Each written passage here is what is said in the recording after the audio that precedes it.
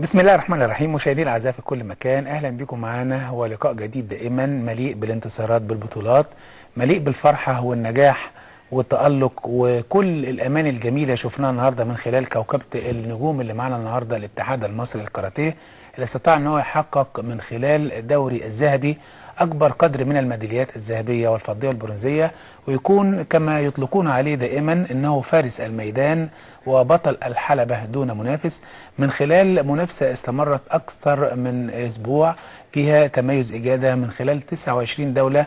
وزي ما تعود أبطال مصر والعالم في الكاراتيه يحصدوا الميداليات ويكون وجودهم معنا النهارده، لأن هو ده مكانهم الحقيقي، إن هم بيرفعوا علم مصر في كل المحافل الدولية وفخر لكل المصريين.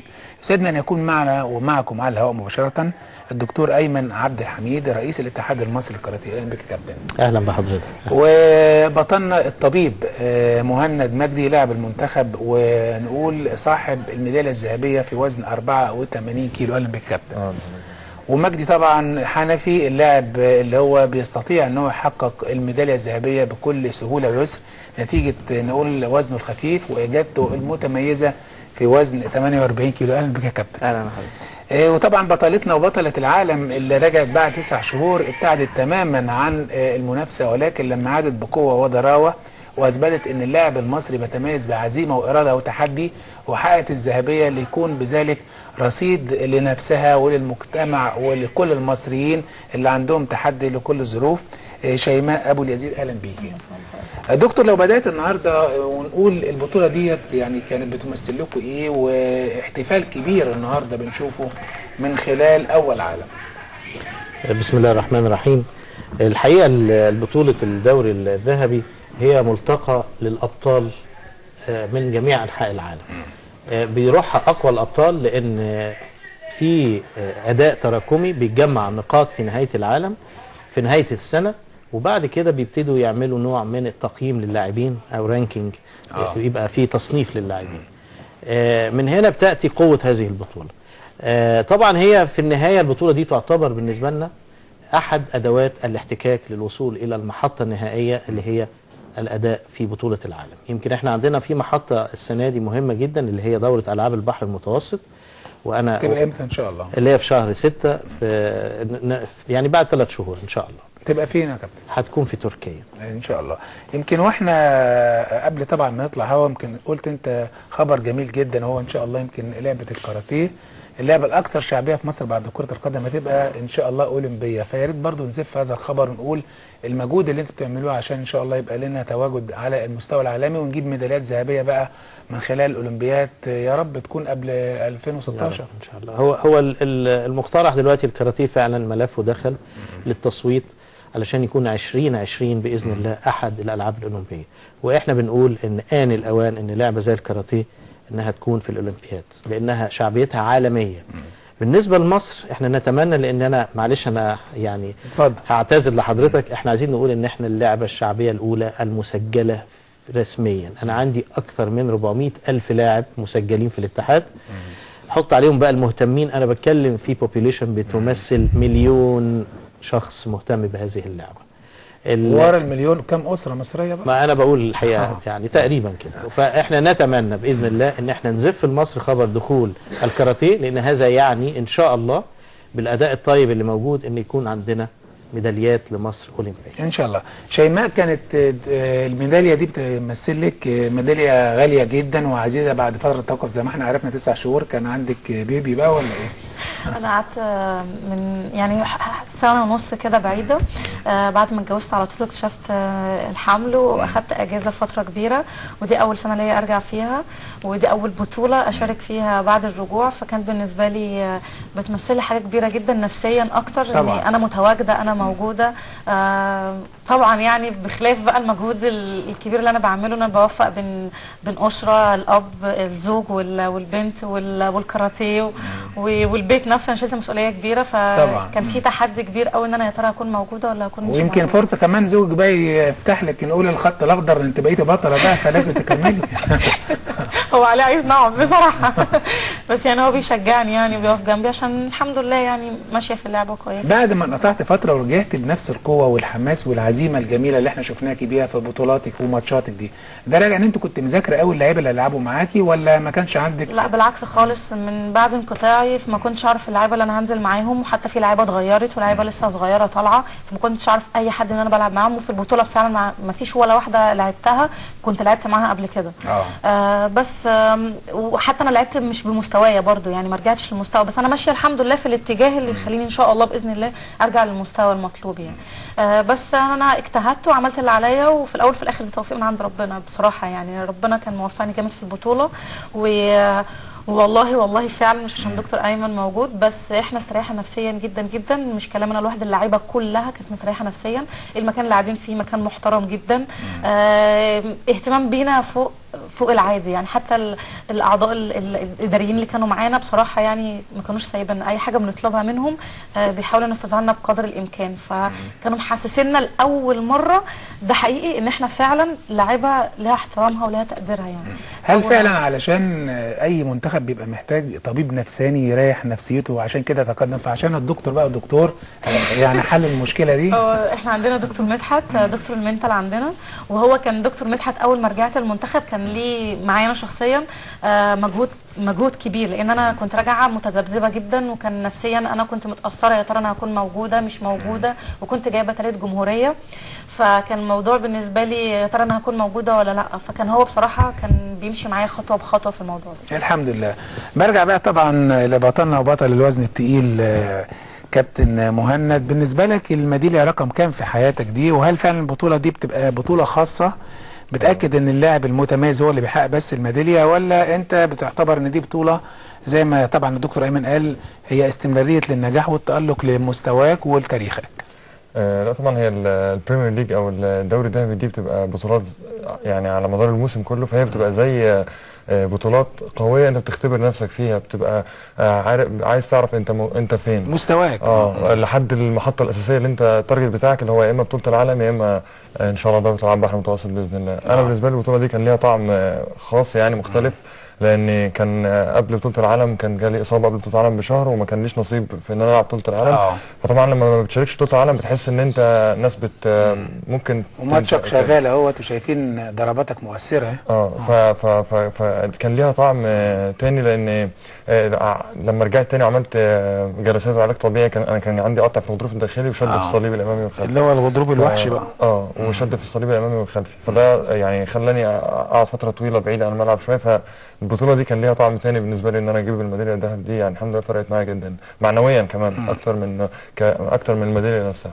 هل بتشوف فعلا ان سمعه اللاعب بتساعده قوي ان هو يحقق انتصار وبطولات؟ لان اللاعب لما بيبقى مثلا محقق نقول ريكورد عالي ومتميز اي لاعب بيبقى نازل بيهيبه، ولا دي مش مهم، المهم اداء هو على البصار؟ لا احنا في لعبتنا بالذات الاسم ملوش يعني ما بتحكمش قوي في المكسب والخساره. انت ادائك هو اللي بيتحكم، لان احنا في ظروف كتير بتخش في ادائك في الملعب، ظروف فنيه وبدنيه ونفسيه، وممكن ظرف بسيط يحصل لك. احنا قلنا النفسيه خلاص دكتور ايمن حلها بقى. يعني طبعا الحمد لله.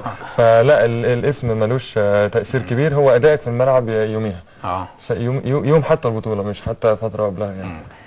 طبعا الوزن الخفيف بقى الوزن المتميز اللي بيقولوا رشيق قوي، بتشوف ان وزن 48 فعلا بيبقى 68 بيبقى فيه لياقه ومرونه وقوه اكتر من الاوزان الثانيه، باعتبار بيجمع بين نقول القوه والاداء الفني، ولا في الكاراتيه مهما الوزن زاد بيبقى نفس الرشاقه والاداء الفني؟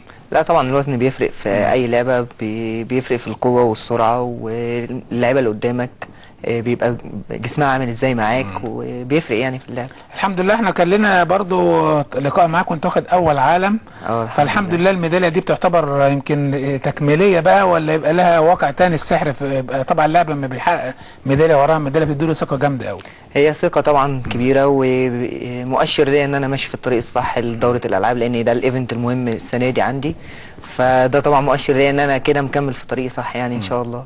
دايما كل لاعب بيبقى له لازمه معينه او اجاده معينه في تحقيق النقاط؟ هل بيبقى مثلا دخولك على الخصم بيبقى ليك تكتيك معين، ولا بتسيب الظروف مع الماتش هي اللي تجيب زي ما هي رايحه يعني؟ لا طبعا، هو انت بيبقى وانت داخل الماتش عامل تكتيك على اللاعب اللي انت قدامك، لان انت بتبقوا مثلا لو في الفاينل بتبقى شفته هو بيلعب في الماتشات قبل كده معاك، او لسه لو اول ماتش بتبقى انت شفته قبل كده، او من جسمه او من طريقه وقفته بتبدا تحط انت تكتيك للعب.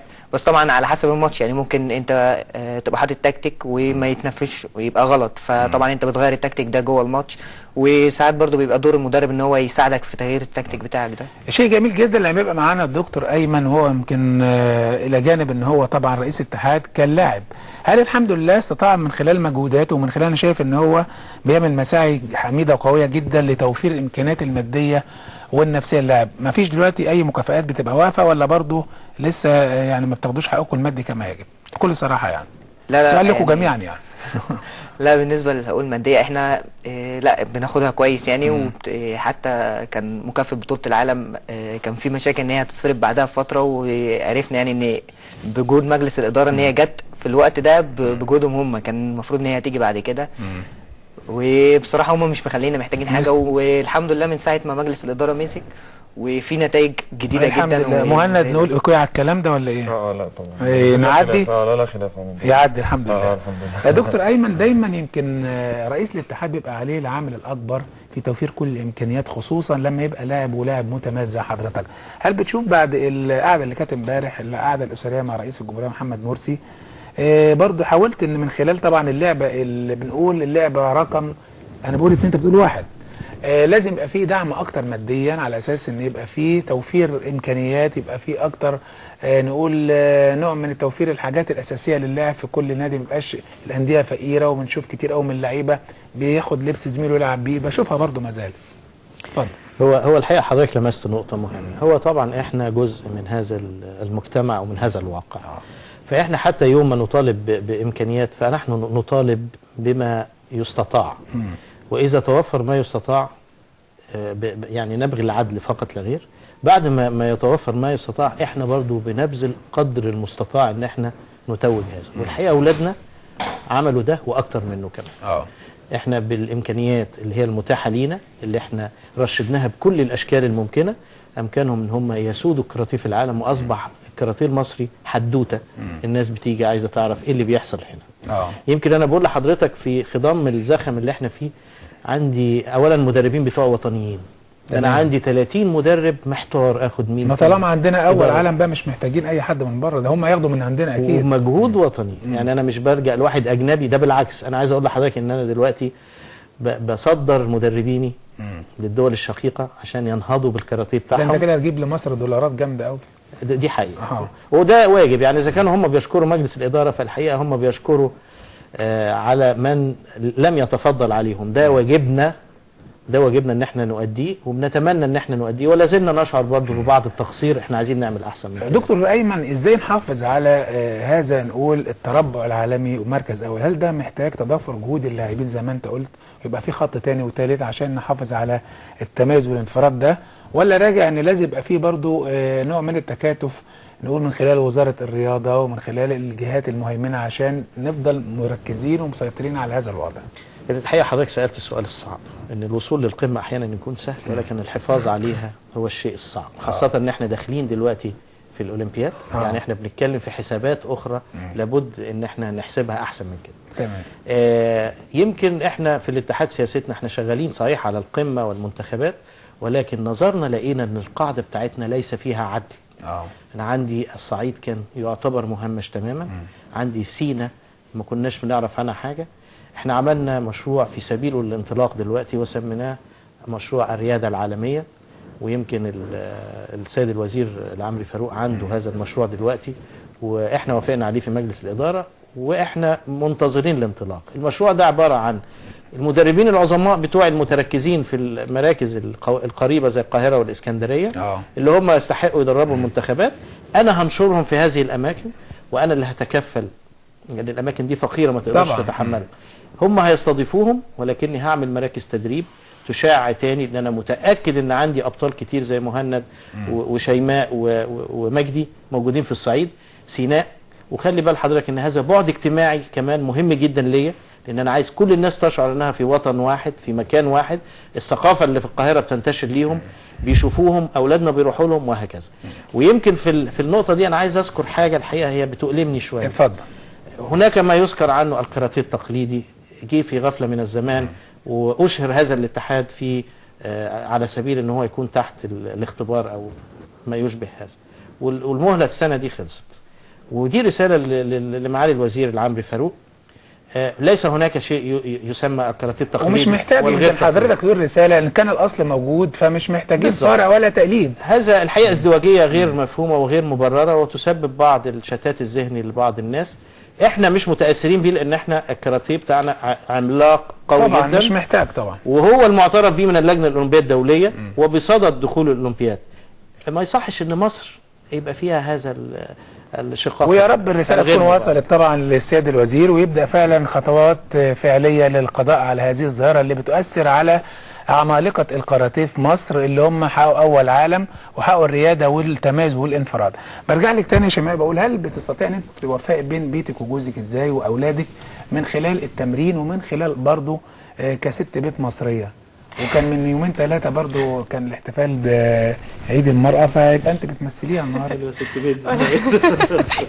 والله اتفقت انا وهو اني لما ارجع للكاراتيه اهم حاجه ان انا اقدر اوفق يعني. فهو بيبقى لود عليا انا كبير جدا، لان هو زوجي مش بيحب الكاراتيه، وهو خلاني هو خلاني ارجع تقديرا ليا، لان انا بحبه والكلام ده. بس احنا في شروط بينا ان انا اقدر بقدر الامكان يعني اوفق. فبالتالي ان انا لما بكون مع عسكره مثلا بقوم مروحه اعمل اكل، اروق الشقه، اعمل الحاجات دي، واقوم راجعه تاني. وبعدين هو حر لو ما كانش عارف يحصل. والدي بيجي عند التمرين، بيبقى عندي تمرين صباحي وتمرين مسائي، والدي بيجي بيقوم شايلها لغايه لما اخلص التمرين. وساعه السفر بصراحه اخت زوجي هي اللي اخذت بنتي. يعني هو ورا كل امراه عظيمه بقى راجل عظيم بقى.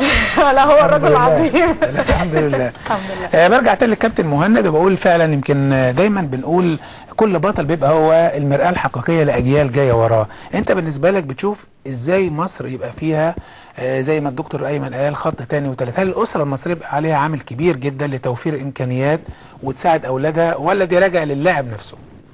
لا طبعا، يعني هي مجموعة عوامل مختلفة. أنا شايف إن اللاعب الناجح أو البطل العالم هو نتاج مثلث مساوي الأضلاع من المدرب وولي الأمر واللاعب نفسه، هم الثلاثة وكمان الاتحاد. لكن اللاعب ممكن يكون اللعيب كتير موهوب جامد جدا، لكن ظروف البيت او ظروف اجتماعيه صعبه شويه. انا شايف ان المدرب هو مش مجرد واحد بيديك فنياته بس، هو المدرب ده شخص بيربي، فلازم يربي ولازم ينقل اللاعب مش بس الفنيات، لازم يكون له شخصيته. زي بالظبط ما احنا بنقول المفروض المدرس في المدرسه يعمل كده، نفس الكلام. انا رايي المدرب هو ضلع اساسي في تربيه الولد وفي شخصيته وبيكون شخصيته. ويمكن انت صوره متميزه للاعب اللي جمع بين النجاح وفي الحياه اللي هو العلميه وفي الناحيه الرياضيه، فانت يا رب كل الناس تبقى زيك. مجدي حنفي، واحنا بنختم معاك بقى اللقاء الجميل ده، امنياتك ايه للكاراتيه وليك على المستوى ان شاء الله العالمي باذن الله؟ بالنسبه للكاراتيه انا نفسي طبعا ان مصر توصل لمركز اول عالم. يعني احنا في بطوله هولندا الاخيره دي بريمير ليج وصلنا ان احنا ترتيب اول عام على البطوله، وان شاء الله يكون ترتيب اول عام برضه في دوره العاب بحر المتوسط وبطوله العالم. وامنياتي الشخصيه ان انا افضل ان شاء الله محافظ على المستوى بتاعي، ان انا اول في اي بطوله بخشها ان شاء الله لغايه بطوله العالم الجايه ان شاء الله. يمكن زي ما شفنا معاكم النهارده صوره جميله وصوره مشرقه وصوره بتمثل فعلا التحدي لكل الصعاب، ان هؤلاء هم ابطال العالم في الكاراتيه اللي اثبتوا دائما ان مصر هي صاحبه الرياده والتفوق في هذه اللعبه المتميزه، اول عالم بلا منافس. بنشكر من خلال برنامجنا ومن خلال ابطال على الهواء هؤلاء الابطال الاستاذ الدكتور ايمن عبد الحميد رئيس الاتحاد المصري للكاراتيه. شكرا كابتن. وبطلتنا وبطله العالم شيماء ابو اليزيد وزن 48 كيلو 68 يبقى هم كاتبين لي غلط بقى.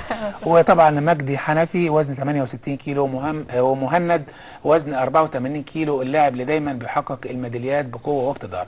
اعزائي المشاهدين، زي ما شفنا مع بعض ان مصر فعلا ولاده عندها الامكانيات البدنيه والجسمانيه، ولكن بشيء من التوجيه الصحيح بنشوف ان احنا بنقهر العالم بادائنا وتميزنا واجدتنا. دايما بنقول انتظرونا كل يوم 2 و4 معانا عندنا ابطال عالم، ابطال متميزين، ابطال يستطيعوا ان هم يحكوا عن نفسهم ويقولوا فعلا ان احنا موجودين وبنرفع علم مصر، لان ده واجب علينا وحق علينا. واحنا برضو من خلال كبرنامج رياضي بنقول ان مفتوح هذا البرنامج لكل المتميزين في كل الالعاب الفرديه والجماعيه. مشاهدي الاعزاء نشكركم والى اللقاء. اسألوا كل الناس من هب